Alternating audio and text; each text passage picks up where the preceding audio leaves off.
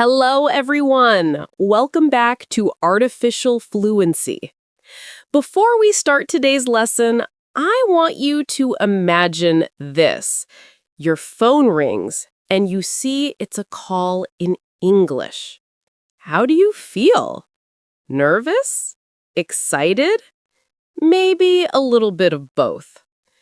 Phone conversations in English can feel scary because you can't see the other person's face or body language. You have to rely only on your ears and your voice. But here's the thing. Once you learn the right phrases and practice them, phone calls become much easier and more natural. Today, we're going to master English phone conversations together. I'll teach you exactly what to say when you answer the phone, how to handle problems, and how to end calls politely. By the end of this lesson, you'll feel confident making phone calls in English for work, with friends, or in any situation. So grab a notebook, get comfortable, and let's transform your phone conversation skills. Teaching note. Notice I said, rely only on your ears. This means to depend completely on just one thing. Phone conversations in English are challenging for language learners because visual cues, like facial expressions and gestures, aren't available to help with understanding. Today's practical lesson covers 6 essential areas of phone conversations. First, we'll learn how to start and answer calls professionally and naturally. Second, we'll practice handling connection problems. What to say when you can't hear clearly. Third, we'll master dealing with unavailable people, taking messages and leaving information. Fourth, we'll explore managing your own availability. What to say when you're busy or need to call back. Fifth, we'll learn how to end calls politely in different situations. And finally, we'll practice confirming important details to avoid misunderstandings.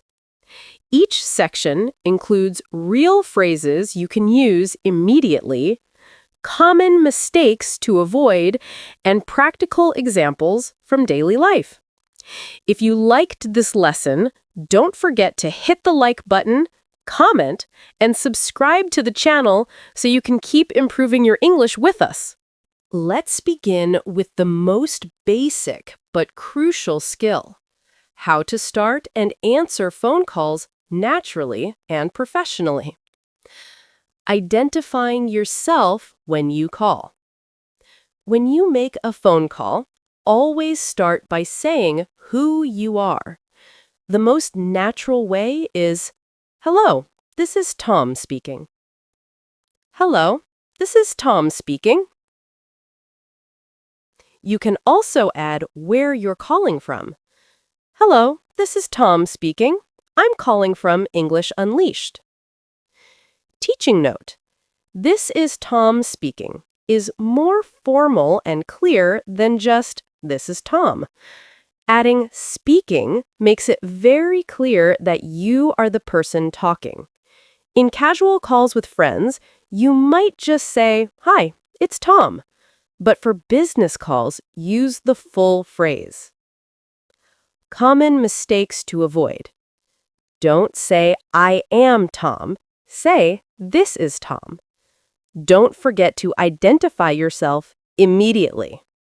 Don't assume people will recognize your voice. Requesting to speak to someone. When someone else answers the phone and you need to talk to a different person, use, "Hi, may I speak to Sarah, please?" For more formal situations, "Hi, may I speak to Mr. Wilson, please? I have a question about my order." Teaching note. "May I speak to" is polite and formal. You could also say, "Could I speak to?" or "Is Sarah available?" But may I speak to is the most common and polite form. Always add please to make it extra polite. Phone request phrases. May I speak to name, please? Is name available? Could you put me through to name? I'd like to speak with name, if possible. Answering professional calls. When you answer the phone at work or in business situations, use good morning. How can I help you? You can adapt this for different times. Good morning. Good afternoon. Hello. How may I assist you today? For specific services, good morning. How can I help you with your booking? Teaching note. How can I help you and how may I assist you mean the same thing, but assist is more formal. Use help for most situations. It sounds more natural and friendly. Checking if it's a good time to talk. Before starting a long conversation, check if the person is available. Is this a good time to talk? Alternative phrases. I hope I'm not calling at a bad time. Do you have a few minutes to talk? Is now a convenient time for you? Example. Hi, Sarah. This is Tom. Is this a good time to talk? I wanted to discuss the project. Teaching note. A good time to talk means the person is free and not busy. At a bad time means the person is busy or it's inconvenient. This shows respect for the other person's schedule. Stating your reason for calling. Always explain why you're calling early in the conversation. I'm calling about our meeting tomorrow. I just wanted to check in with you. I'm calling to follow up on my application. Teaching note. Check in with you means to contact someone to see how they are or how something is going. It's casual and shows you care. Follow up on means to continue or get an update about something that happened before.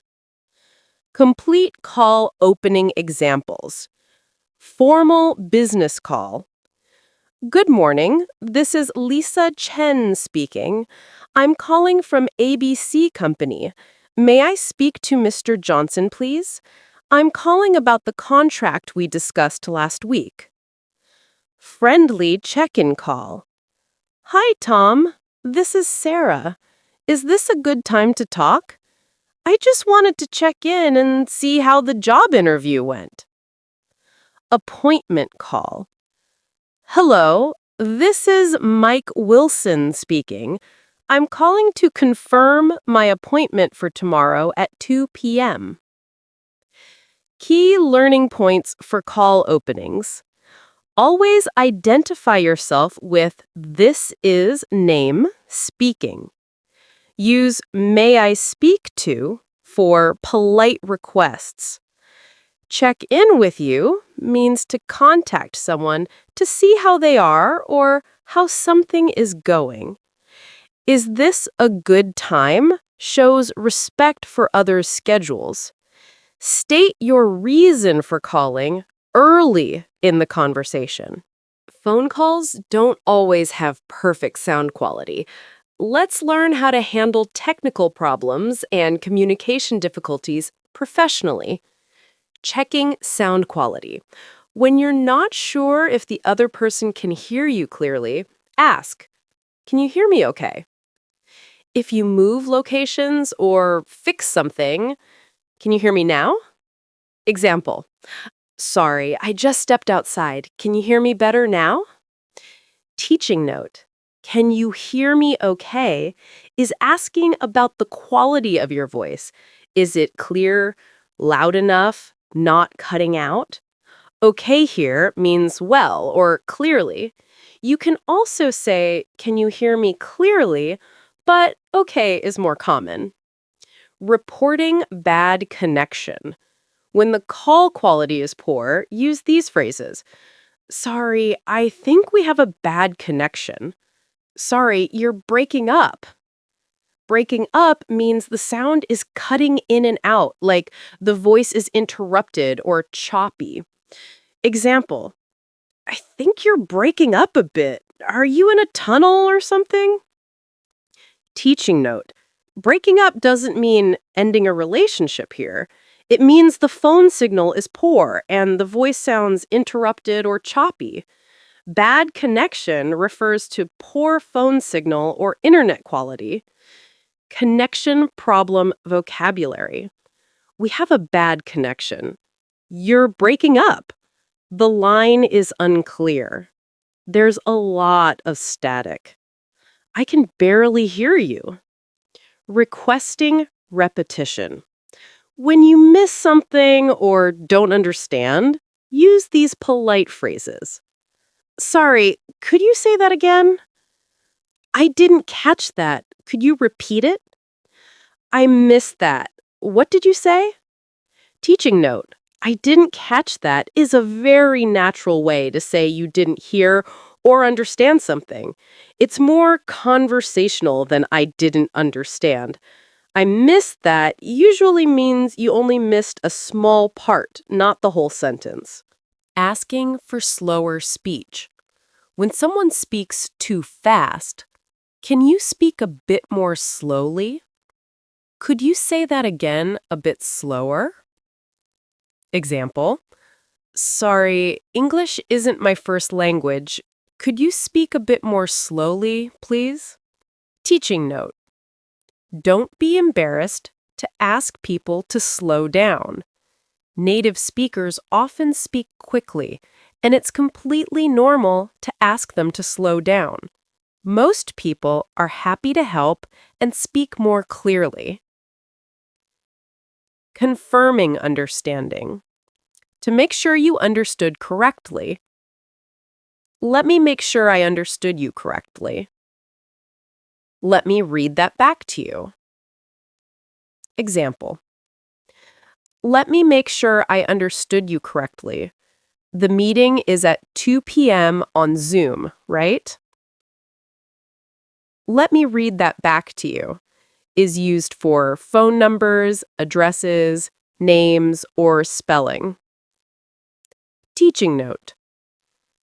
Let me make sure I understood you correctly is a professional way to confirm information. It shows you're being careful and responsible. Read that back means to repeat information you wrote down to confirm it's correct. Practical examples of problem solving. Poor connection scenario. Hello? Can you hear me okay? Sorry, you're breaking up a bit. Let me try moving to a different spot. Is that better? Can you hear me now? Understanding problems.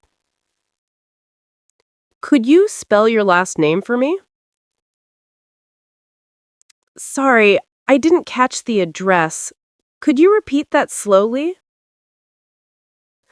Let me read that back.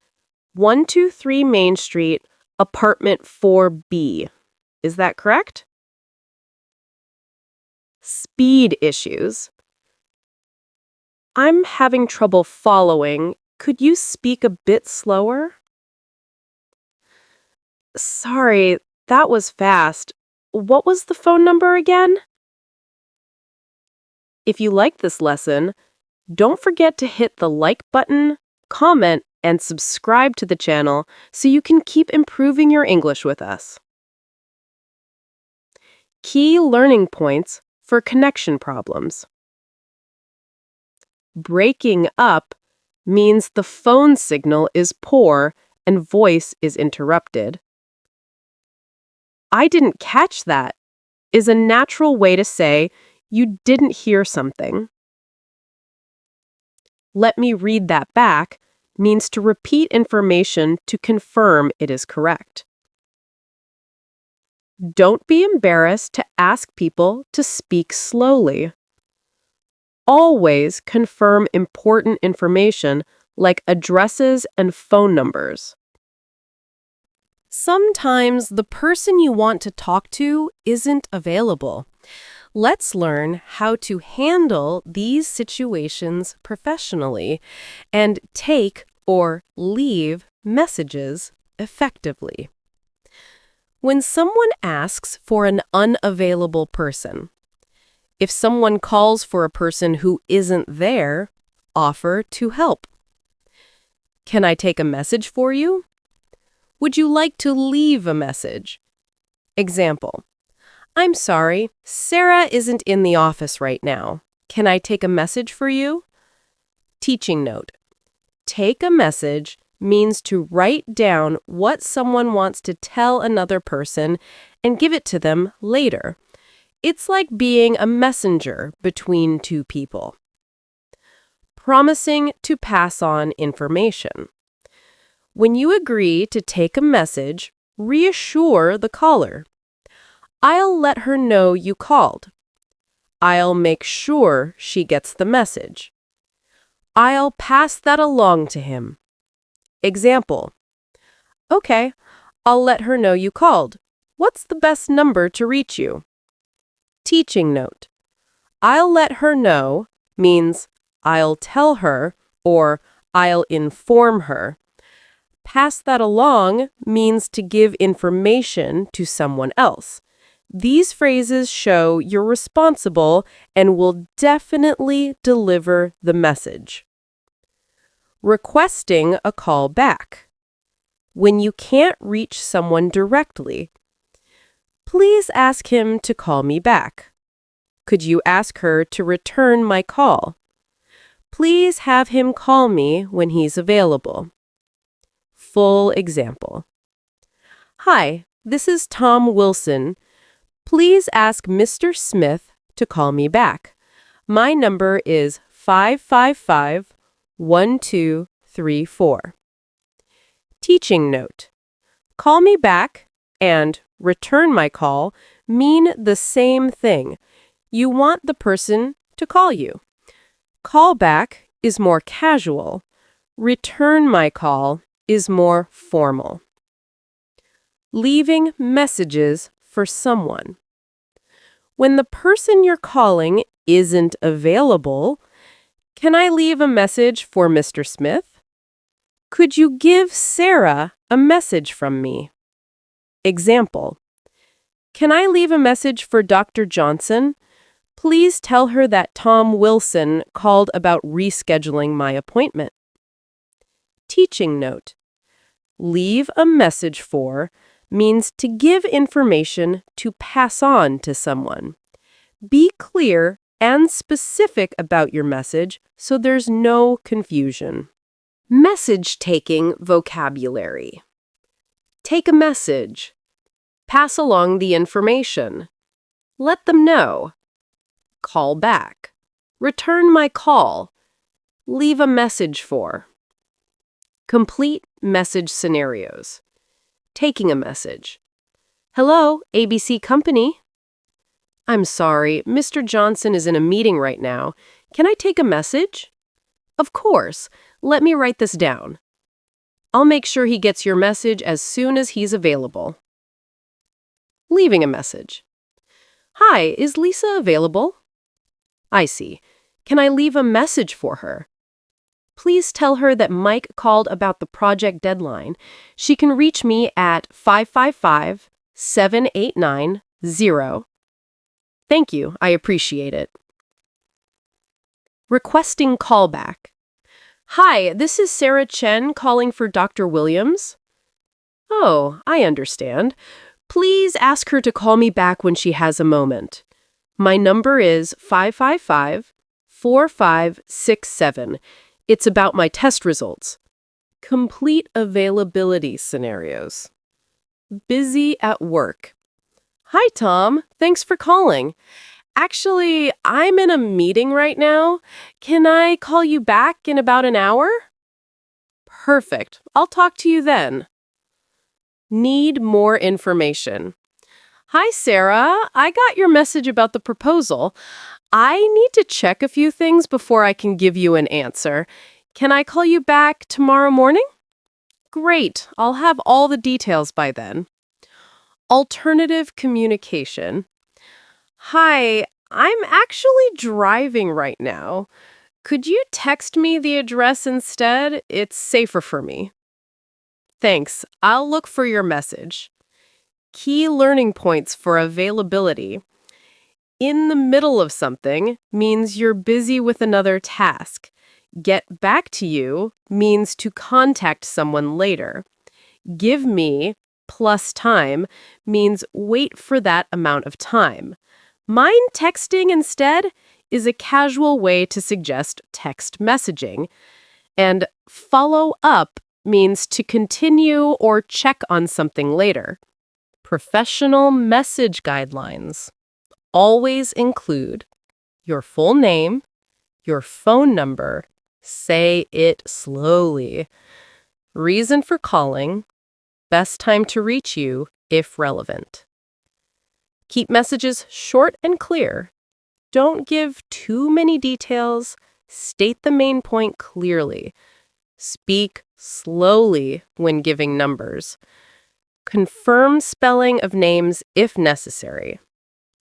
Sample professional message. Hi, this is Jennifer Martinez calling for Ms. Anderson. Please ask her to call me back about the marketing proposal. My number is 555-2468. That's 555-2468. The best time to reach me is before 5 p.m. today. Thank you. Teaching note. Notice how she repeated the phone number. Always repeat important numbers to make sure they're clear. Speaking slowly and clearly when leaving contact information is very important. Key learning points for messages. Take a message means to write down information for someone else. Call me back and return my call mean the same thing. Pass along means to give information to another person. Always repeat phone numbers slowly and clearly.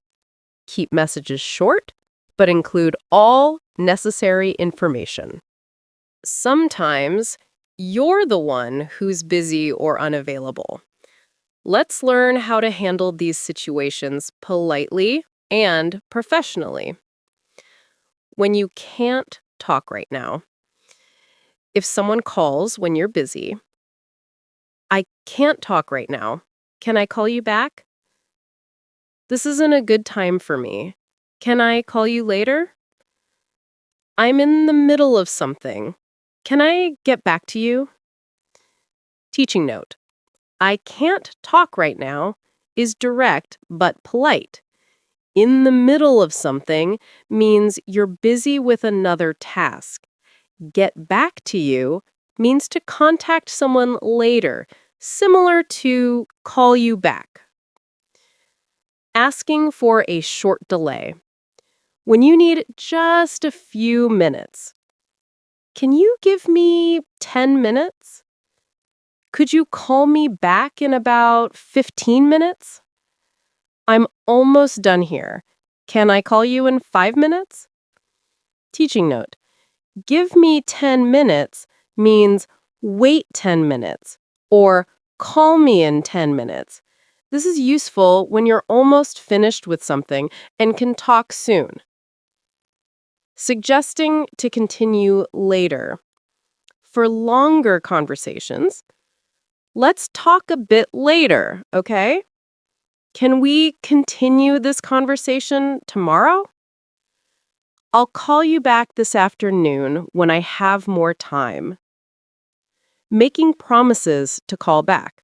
When you commit to calling someone, I'll call you as soon as I can. I'll get back to you by the end of the day. Let me call you back in an hour. Teaching note. As soon as I can means immediately when you're free. By the end of the day gives a specific time limit. Be realistic about when you can actually call back. Availability management phrases. Can't talk right now. In the middle of something.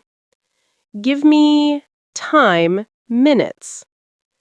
Get back to you as soon as I can. Professional business endings. For formal business calls, thank you for your time. I look forward to hearing from you. Have a good rest of your day. Complete call ending examples. Casual friend call. Okay, I should probably get going. All right, I'll let you go. Thanks for calling. Talk to you later. Take care. Business call. I think that covers everything we needed to discuss. Thank you for your time today. I look forward to hearing from you next week. Family call. I should let you get back to your evening. Thanks for calling, Mom. I love you. Take care, and I'll talk to you soon. Follow-up call. I'll work on those changes and send you the updated document. Let me know if you need anything else. Thanks again, and have a great day. Call ending vocabulary. I'll let you go. Thanks for calling. Talk to you later. Take care. Let me know if anything changes. Keep me posted. Timing your call endings. Signs a call should end. You've covered all the main topics. There are long pauses in conversation. Someone mentions they're busy. You've been talking for a while. How to transition to ending. Well, I think that covers everything. I don't want to keep you too long. I should probably let you get back to your day. Before I let you go, teaching note. I don't want to keep you means you don't want to take up too much of their time. Before I let you go is useful when you want to add one more thing before ending the call. Avoiding abrupt endings. Don't just say bye and hang up. Use transition phrases. Better than, okay, bye. Say instead, all right, I'll let you go. Thanks for calling and talk to you soon. Special ending situations. When you need to leave urgently.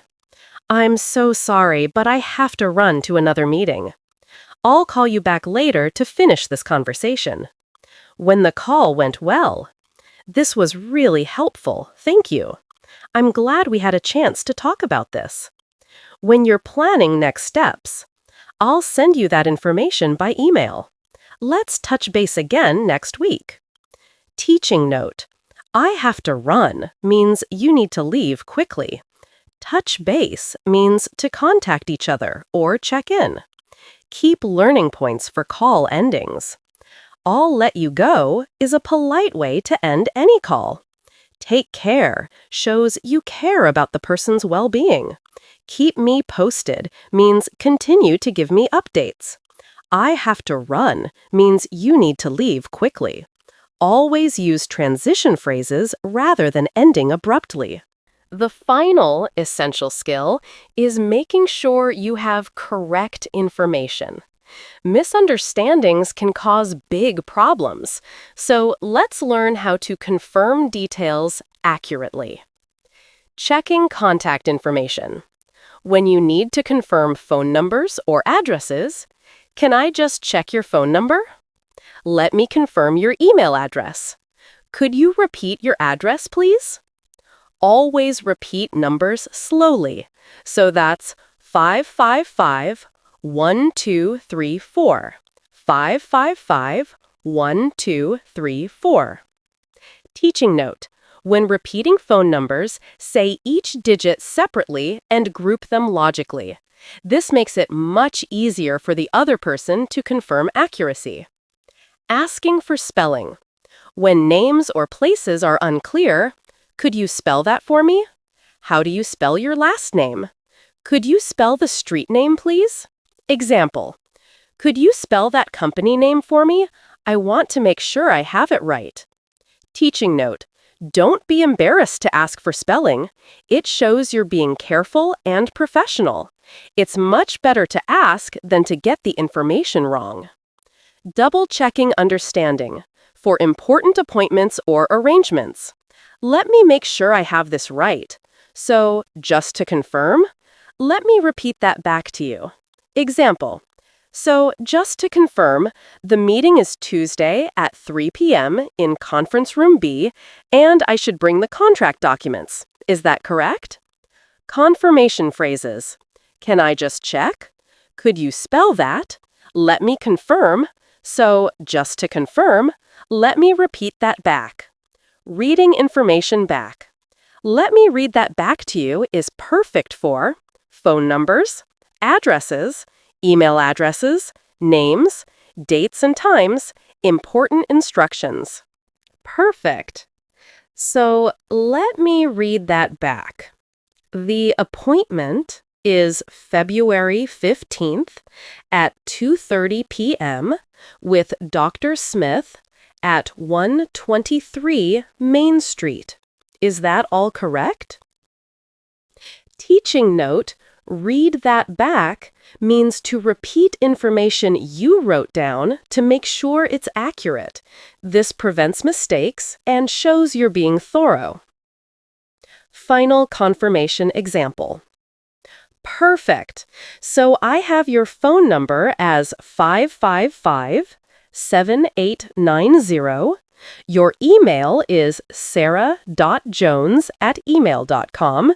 That's sarah.jones@email.com. And you'll send me the documents by Friday. Did I get everything right? Key learning points for confirmations. Always repeat phone numbers digit by digit. Don't hesitate to ask for spelling of names or places. Read that back means to repeat information to confirm accuracy. Confirming details prevents misunderstandings and problems. Being thorough shows professionalism and care. What an incredible journey we've taken through English phone conversations. You've learned essential phrases for every part of a phone call, from answering and identifying yourself to handling problems and ending calls professionally. Your weekly phone practice challenge. This week, I want you to practice these skills. Monday, Tuesday, practice introducing yourself and stating your reason for calling. Use "this is" name, speaking, and "I'm calling about." Wednesday, Thursday, focus on handling problems. Practice saying, "Could you repeat that?" and "Let me make sure I understood correctly." Friday, weekend, work on polite endings. Practice "I'll let you go" and "Thanks for calling." Remember the key principles. Always identify yourself clearly. Don't be afraid to ask for repetition or clarification. Confirm important details like numbers and spellings. End calls politely with proper transitions. Next steps for improvement. Record yourself practicing these phrases. Listen to English podcasts to hear natural phone conversation rhythm. Practice with friends or language exchange partners. And use these phrases in real phone calls when opportunities arise. Thank you for spending these 30 minutes improving your English phone skills. If this lesson helped you feel more confident about phone conversations, please give it a thumbs up, subscribe to our channel, and share it with someone who needs these skills. Your homework is simple. Make one phone call in English this week using at least 3 phrases from today's lesson. Tell me in the comments how it went. Until next time, keep practicing, stay confident, and remember, every phone call is an opportunity to improve your English. Knowing how to end phone conversations gracefully is just as important as starting them well. Let's learn natural ways to conclude different types of calls. Polite, general endings. The most versatile way to end a call. All right, I'll let you go.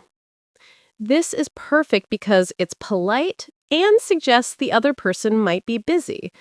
You can use it in both casual and professional situations.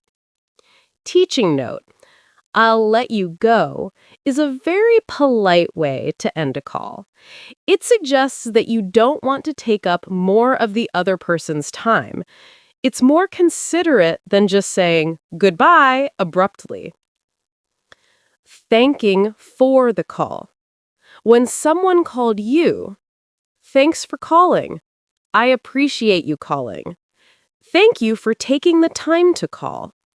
These work for both business and personal calls. Casual, friendly endings. For calls with friends, family, or colleagues you know well. Talk to you later. I'll talk to you soon. Catch you later. Teaching note. Talk to you later and catch you later are casual and friendly. Don't use catch you later in formal business calls. Save it for friends and close colleagues. Warm, caring endings. When you want to show you care about the person. Take care. Have a great day. Take care of yourself. Take care is especially good when you won't talk to the person again soon. Teaching note. Take care is warmer and more personal than just goodbye. It shows you care about the person's well-being. Use it with people you have a good relationship with. Action-oriented endings. When something might change or you need updates. Let me know if anything changes. Keep me posted. Feel free to call if you have any questions. Teaching note.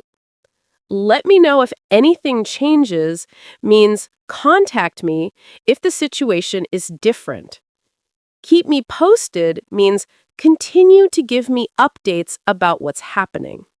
Suggesting alternative communication. Sometimes texting me instead. Could you send me a message about that? Would email be easier for you? Teaching note.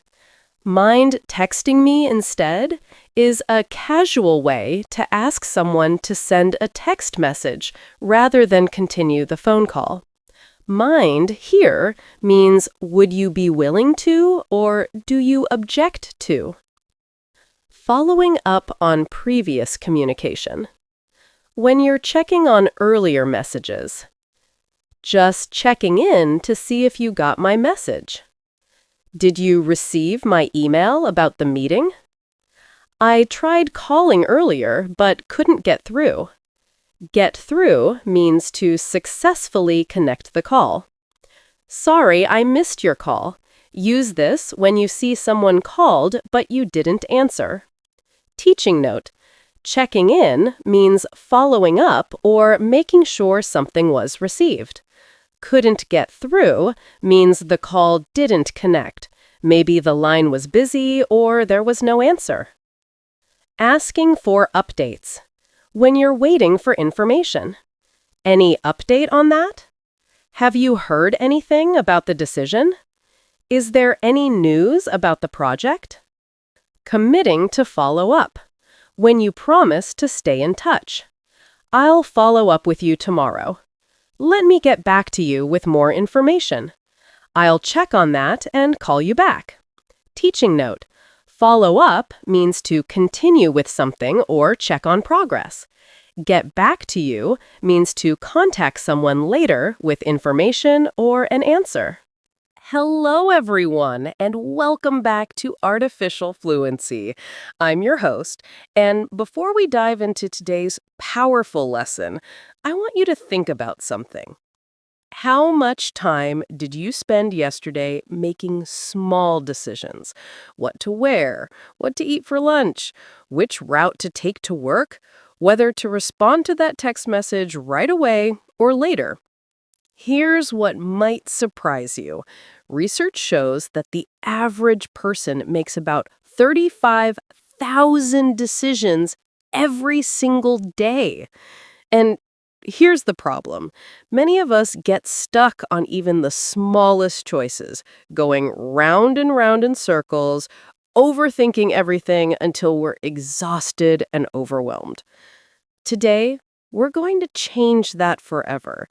Over the next 60 minutes, we'll explore proven strategies to make decisions faster, smarter, and with more confidence. You'll learn essential English vocabulary for discussing choices, problems, and solutions, while discovering practical techniques that successful people use to cut through confusion and take purposeful action. So get comfortable, maybe grab a notebook, because today we're mastering both decision-making skills and the English to talk about them confidently. Teaching note: going round and round in circles is a common expression meaning to think about something repeatedly without making progress. Cut through confusion means to find clarity despite complicated or unclear information. Today's comprehensive lesson is organized into 7 powerful strategies, each building your English skills while teaching you life-changing decision-making techniques. First, we'll examine the problem of overthinking, why our brains get stuck, and the cost of indecision. Second, we'll learn Strategy 1, protecting your decision energy, how to save your mental power for what matters most.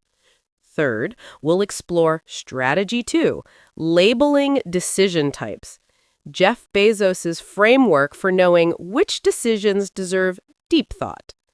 Fourth, we'll discover Strategy 3, feel first, then think, why emotions are essential for good decisions. Fifth, we'll practice Strategy 4, the 10-10-10 rule, gaining perspective on choices through time. Sixth, we'll master Strategy 5, regret simulation, using fear of regret as a tool, not a trap. And finally, we'll implement Strategy 6, identity-based decisions, making choices that align with who you want to become. Each section includes practical vocabulary, real-world examples, and techniques you can use immediately. If you liked this lesson, don't forget to hit the like button, comment, and subscribe to the channel so you can keep improving your English with us. Let's start by understanding why decision-making has become so difficult in our modern world, and learn the English vocabulary to describe these challenges. The overthinking epidemic. Many people today overthink, procrastinate, and keep going round and round in circles with the same thoughts. We're overwhelmed by the amount of information and the amount of choice available to us. In this environment, our attention is being farmed by countless distractions. Teaching note: procrastinate means to delay or postpone doing something, especially something important. Overwhelmed means feeling like you can't handle everything that's happening. Attention is being farmed is a modern expression, meaning companies are deliberately trying to capture and profit from your attention. Overthinking vocabulary. Overthink, procrastinate, and keep going round and round in circles. Overwhelmed by the amount of information. Overwhelmed by the amount of choice. Attention is being farmed. It's not clarity, it's clutter. Here's a key insight. You don't have a clarity problem, you have a clutter problem. Before making decisions, we ruminate, we spiral, we crowdsource, we overthink. Instead of thinking clearly, our minds become filled with too much information and too many opinions. Teaching note: ruminate originally means what cows do when they chew food repeatedly, but for humans, it means to think about something over and over again, usually in an unhelpful way. Spiral here means your thinking gets worse and more confused. Crowdsource means asking many people for their opinions. The science of decision fatigue. Stanford research reveals that excessive deliberation reduces decision quality by up to 25% due to something known as decision fatigue. This mental and emotional strain is backed by ego depletion theory, which shows we have a limited pool of mental energy. When this energy is depleted, we respond in two ways: avoidance, doing nothing at all, or impulse, choosing the easiest or most familiar option. Decision fatigue. Vocabulary. Excessive deliberation reduces decision quality. Decision fatigue. Ego depletion theory. Limited pool of mental energy. Avoidance, doing nothing. Impulse, choosing the easiest option. The cost of small decisions. This exhaustion from small decisions actively reduces your ability to think clearly, leading to loss of willpower and self-control. This explains why successful people like Steve Jobs, Barack Obama, and Mark Zuckerberg minimize daily micro-decisions to preserve cognitive energy for bigger choices. As one expert puts it, every should I adds up. Every let me think one more time drains fuel. The reality is that excessive deliberation weakens judgment, and the best decisions are often made with a clear, rested mind.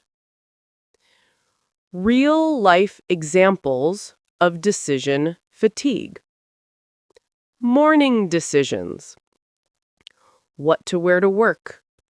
What to have for breakfast. Which route to take to the office. Whether to check email before leaving. By the time you arrive at work, you've already made dozens of small decisions, and your mental energy for important work decisions is reduced. Evening decisions. What to watch on Netflix? What to order for dinner? whether to exercise or rest, when to go to bed. These seem minor, but they accumulate throughout the day. Teaching note: micro decisions are very small, everyday choices. Drains fuel is a metaphor comparing mental energy to gasoline in a car. Both can be used up. Accumulate means to build up or increase over time. Why our brains struggle with modern choices. Our brains evolved to handle simple survival decisions. Is this food safe? Is this person dangerous? But now we face thousands of complex choices daily. Which smartphone should I buy? Should I change careers? Which Netflix show should I watch? The modern world presents us with what psychologists call choice overload. When we have too many options, we often take longer to decide, feel less satisfied with our choice, experience more regret later, and sometimes avoid choosing altogether.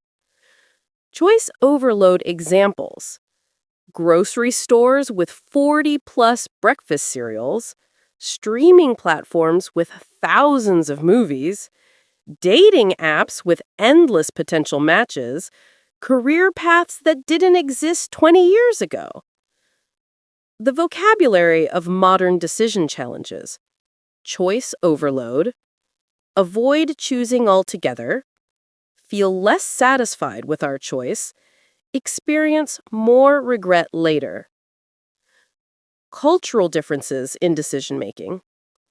Different cultures approach decisions differently, and it's useful to understand these patterns. Individual versus collective decision-making. Western cultures often emphasize personal choice and individual responsibility. Eastern cultures may prioritize family input and community consensus. Neither approach is right or wrong, they reflect different values. Time orientation. Some cultures make quick decisions and adjust later. Others prefer lengthy deliberation before committing. Understanding these differences helps in international business and relationships. Teaching note: personal choice emphasizes individual freedom to decide. Community consensus means group agreement. Lengthy deliberation means taking a long time to think about and discuss something. The emotional cost of indecision. Beyond the practical problems, chronic indecision creates emotional suffering, anxiety and stress. Analysis paralysis creates constant worry. Fear of making the wrong choice prevents action. Perfectionist tendencies make every decision feel crucial. Missed opportunities. While you're deciding, opportunities pass by. The perfect time rarely exists. Waiting for certainty often means waiting forever. Relationship strain. Indecisive behavior can frustrate partners, friends, and colleagues. Flip-flopping on decisions damages trust. Others may lose confidence in your judgment. Teaching note: analysis paralysis means being unable to make a decision because you're thinking too much about it. Flip-flopping means changing your mind repeatedly, like a fish flipping back and forth. Perfectionist tendencies means the habit of wanting everything to be perfect. Decision-making vocabulary summary: analysis paralysis, fear of making the wrong choice, perfectionist tendencies, The perfect time rarely exists. Waiting for certainty. Flip-flopping on decisions. Key learning points for overthinking. Procrastinate means to delay important tasks. Ruminate means to think about something repeatedly in an unhelpful way. Crowdsource means to ask many people for opinions. Micro decisions are small, everyday choices. Analysis paralysis means being unable to decide due to overthinking. Now that we understand the problem, let's learn the first strategy for making better decisions. Protecting your mental energy for what truly matters. The energy management approach. Think of your decision-making ability like a smartphone battery. It starts full in the morning, but drains throughout the day. The key is to prioritize big decisions early in the day when your cognitive energy is highest. Teaching note. This comparison between mental energy and a smartphone battery is called an analogy. We use analogies to explain complex ideas by comparing them to something familiar and easier to understand. 4 techniques for energy protection. 1. Prioritize big decisions early in the day.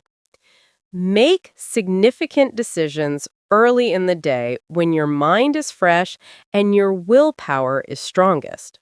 This is why many successful people review important proposals first thing in the morning. Schedule crucial meetings before lunch. Tackle complex problems before dealing with emails. Early decision vocabulary.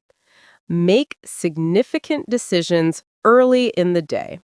When your mind is fresh, your willpower is strongest. First thing in the morning, before dealing with emails. 2. Batch small decisions. Group routine choices and decide them in advance. Instead of deciding what to wear each morning, plan your outfits the night before or even a week in advance. Examples of decision batching. Meals. Plan all meals for the week on Sunday. Clothing. Organize outfits for the entire work week. Routes. Always take the same route to work unless there's a specific reason to change. Schedules. Block similar activities together. All phone calls in one block, all emails in another.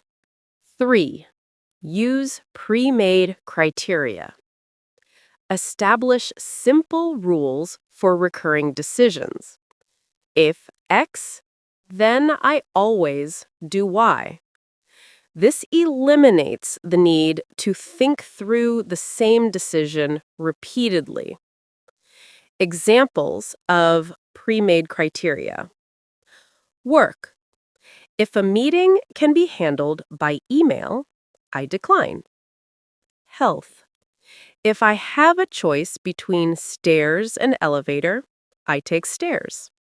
Social. If I'm invited to events on Sunday evening, I politely decline to protect my preparation time for Monday. Financial.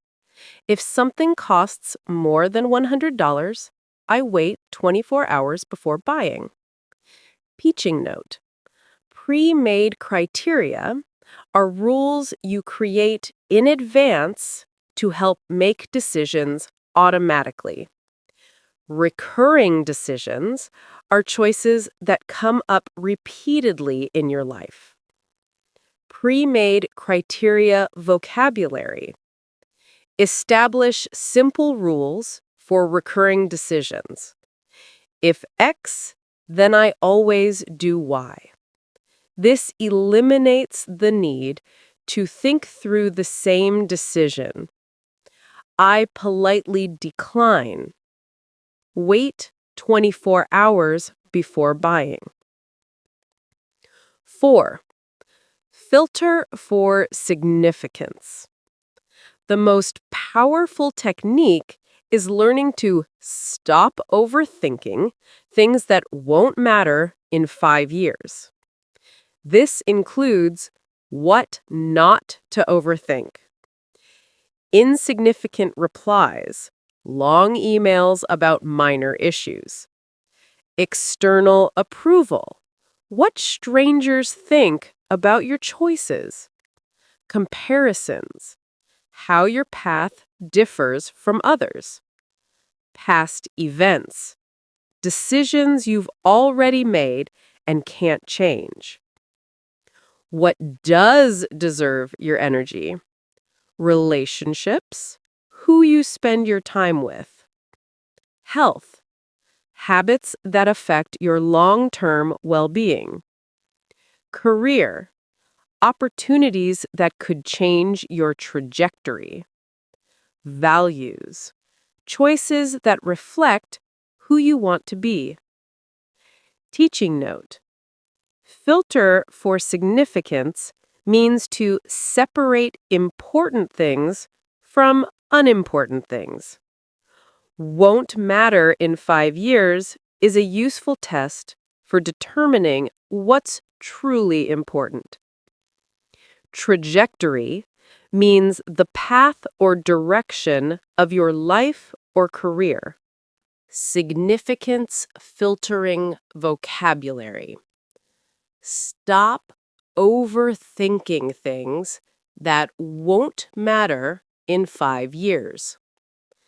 Insignificant replies. External approval. What strangers think about your choices. Affect your long-term trajectory. Aligned with my long-term goals. Spending valuable mental energy on something trivial. Practical implementation this week. Let's make this concrete with specific actions you can take. Monday morning energy audit. List all the decisions you made yesterday. Identify which ones drained your energy unnecessarily. Choose 3 small decisions to automate or batch. Create your if-then rules. Write down 5 if-then statements for your most common recurring decisions. For example, if someone asks me to a social event on a weeknight, I ask for 24 hours to consider. If I'm choosing between 2 similar restaurants, I pick the closer one. If I can't decide between 2 good options, I choose the one that scares me slightly more. Decision protection strategies. Environmental design. Lay out clothes the night before. Prepare healthy snacks in advance. Keep your workspace organized to avoid small decisions about where things are. Technology helpers. Use phone settings to limit decision-making. Automatic do not disturb, scheduled messages. Create templates for common email responses. Use meal planning apps to eliminate daily food decisions. Social boundaries. Learn to say, "Let me check my calendar and get back to you," instead of immediately saying yes or no. Ask for decisions in writing when possible to avoid pressure. Practice saying, "That's not something I need to decide right now." Teaching note. Environmental design means organizing your physical space to make good decisions easier. Social boundaries are limits you set in relationships to protect your time and energy. Common mistakes to avoid. Overbatching. Don't try to plan every detail of your life. Some spontaneity is healthy and energizing. Rigid rules. Your if-then statements should be guidelines, not absolute laws. Allow for exceptions when they make sense.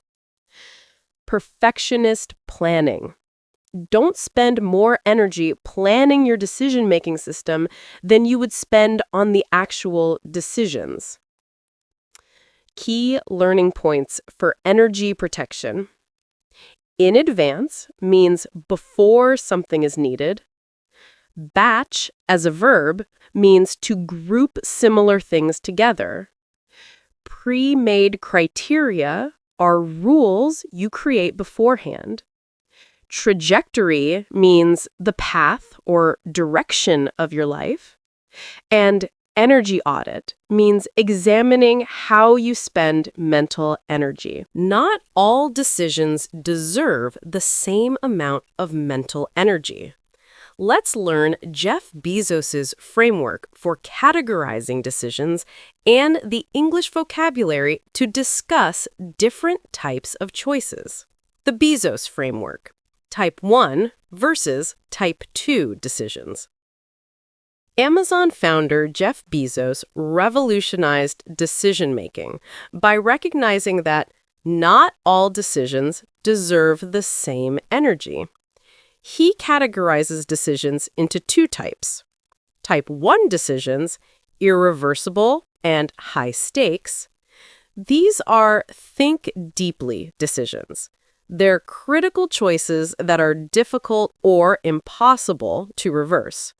Examples include choosing who to marry, deciding to build Amazon Web Services, selecting a university for your degree, choosing to have children, making major career changes.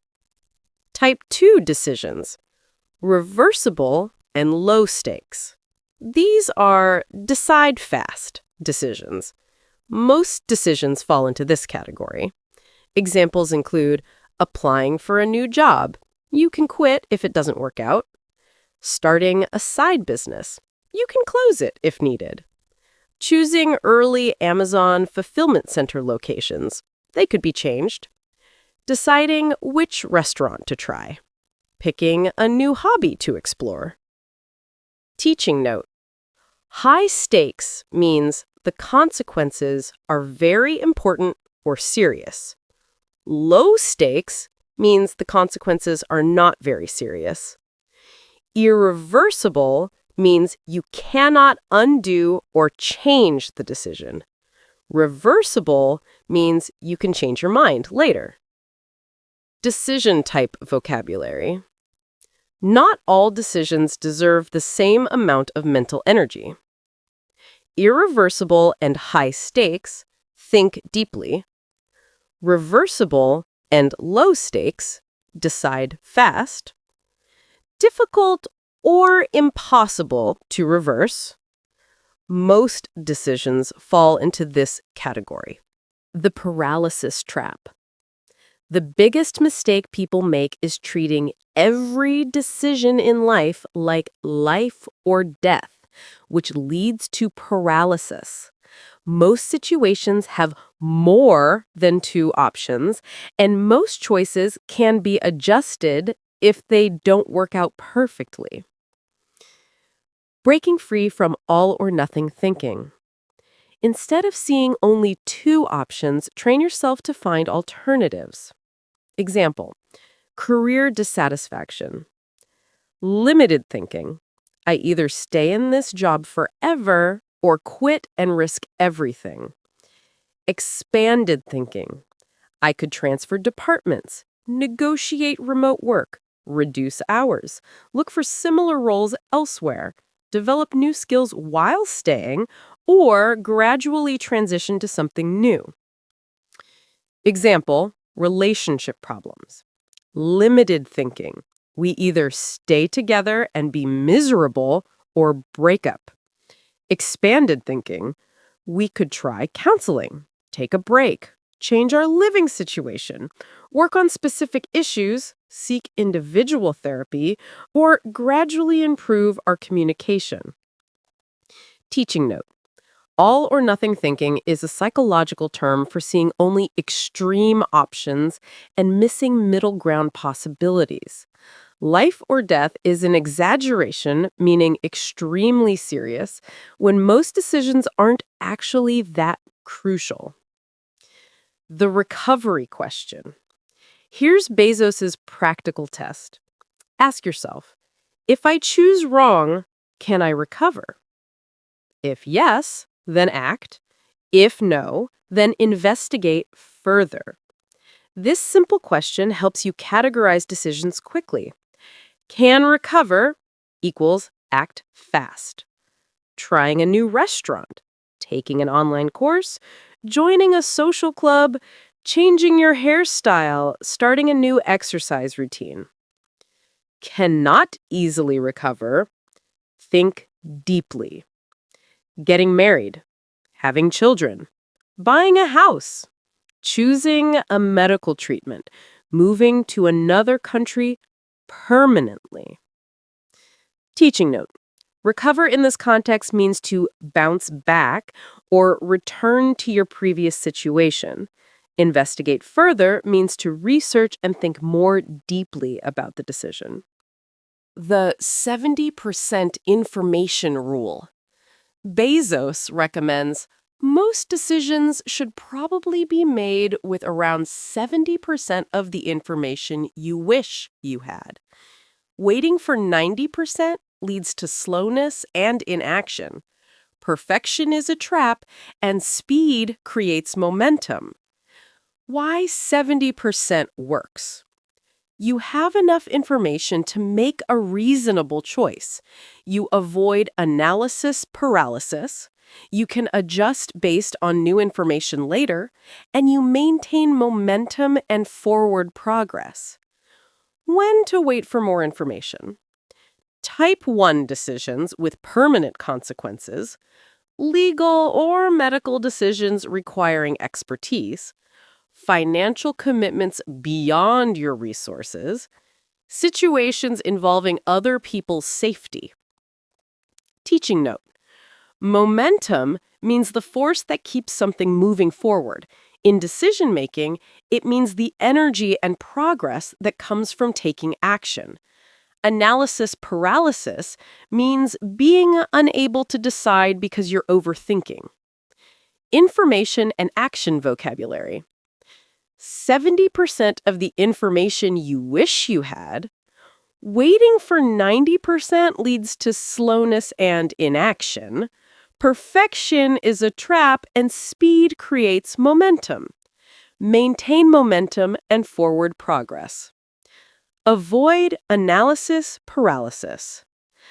Practical application questions. For every decision you face, ask these 3 questions. If I get it wrong, is the damage small or permanent? Small damage equals type 2, decide quickly. Permanent damage equals type 1, think carefully. Can I test this on a small scale before going all in? Yes. Start with a small experiment. No. Gather more information first. Will delaying this decision cost me opportunities? Yes. Set a deadline and decide. No. Take reasonable time to consider. Testing decisions on a small scale. Many apparent type 1 decisions can be converted to type 2 by testing first. Career change example. Instead of immediately quitting your job to start a business, you could start the business as a weekend project. Take on freelance work in your target field. Volunteer in the industry to learn more. Shadow someone doing the work you want to do. Take a sabbatical to test your new direction. Relationship example. Instead of immediately moving in together, you could spend more nights at each other's places, take a longer vacation together, try sharing some household responsibilities, have deeper conversations about future goals, meet each other's extended families. Teaching note. Going all in means committing completely to something without holding back. Shadow someone means to follow them around and observe their work. Sabbatical is a break from work, often for learning or personal projects. The enemy of speed. Bezos notes, the enemy of speed is not caution, it's confusion. Clear thinking enables fast action. Confused thinking leads to endless deliberation. Sources of confusion. Too many opinions, asking everyone for advice without filtering. Information overload, researching beyond the point of usefulness. Perfectionist standards, waiting for the perfect solution. Fear-based thinking, focusing only on what could go wrong.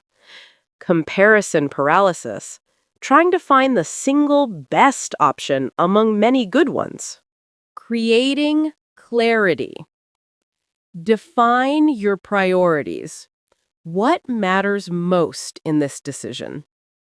Set constraints. What are your non-negotiables? Limit inputs.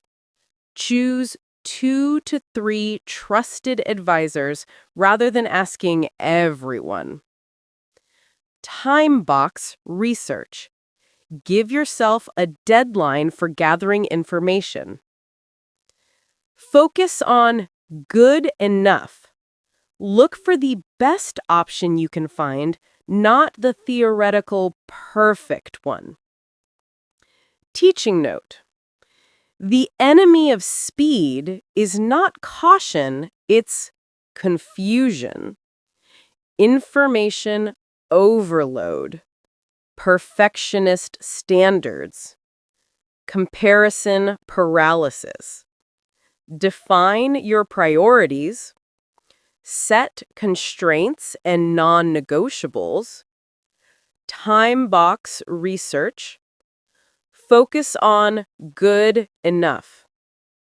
If you liked this lesson, don't forget to hit the like button, comment, and subscribe to the channel so you can keep improving your English with us. Key learning points for decision types. High stakes means serious consequences. Low stakes means minor consequences. All or nothing thinking means seeing only extreme options. Momentum means the force that keeps things moving forward. Going all in means committing completely without holding back. And non-negotiables are things you will not compromise on. This might surprise you, but neuroscience shows that good decisions require both emotions and logic. Let's explore why feelings are essential for smart choices and learn the vocabulary to discuss emotions in decision-making.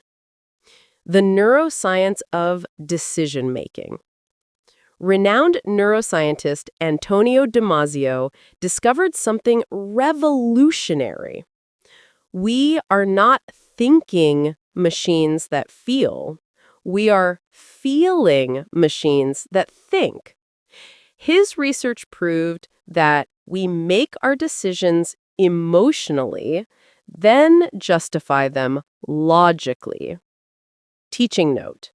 Antonio Damasio wrote a famous book called Descartes' Error about this discovery. René Descartes was a philosopher who believed thinking was separate from feeling, but Damasio proved this is wrong. Justify means to provide reasons or explanations for something. The famous patient studies. Damasio studied patients with damage to the ventromedial prefrontal cortex, the brain area connecting emotional processing with rational thinking. These patients could reason logically perfectly well, but they couldn't make basic decisions because they were emotionally numb.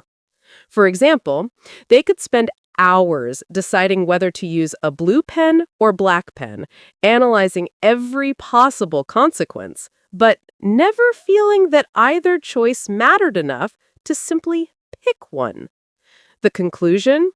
Without emotion, logic stalls.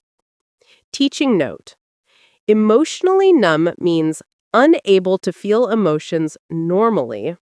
Logic stalls means logical thinking stops working effectively, like when a car engine stalls and stops running. The brain area mentioned is complex, but the important point is that emotions and thinking are connected. Emotion and logic vocabulary. We are feeling machines that think. We make decisions emotionally, then justify them logically. Couldn't make basic decisions.